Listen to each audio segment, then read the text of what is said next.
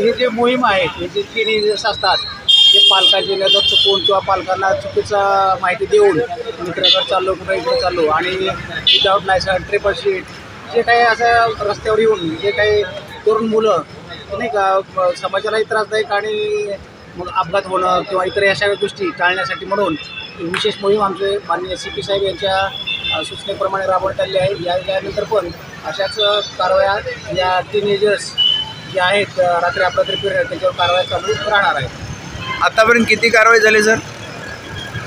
जवळपास आता एक 20-25 वाहनावरती कारवाई झालेली आहे। निश्चित आकडा आम्ही सगळ्या कशा पद्धतीची कारवाई झाली? आता जे ट्रिपल शीट जातात तरुण मुलं असतात, भरता वेगात वाहनं चालवतात किंवा दारू पिऊन वाहन चालवणं असेल, त्यानंतर लायसन्स नाही, तर आम्ही अशा पद्धतीनं ते टीनेजर्स आहेत त्यांना थांबवणी करून त्याच्यावर दंडात्मक कारवाई करणं चालू आहे। आता ही किती दिवस मोहीम चालू राहणार सर? असं मोहीम असं चालू राहील, सरप्रयत्न अशा मोहीम चालू राहतील आणि विशेषतः पालकांना मला एक आवाहन करायचं आहे आमच्या पोलीस खात्यातर्फे की त्यांनी आपले मुलं हे रात्री कशासाठी बाहेर जातात, योग्य कारणाशिवाय बाहेर जाऊ नये किंवा त्यांच्या ताब्यात त्यांच्याकडे ड्रायव्हिंग लायसन्स नसताना वाहन देऊ नये याची काळजी घेणं फार महत्त्वाचं आहे।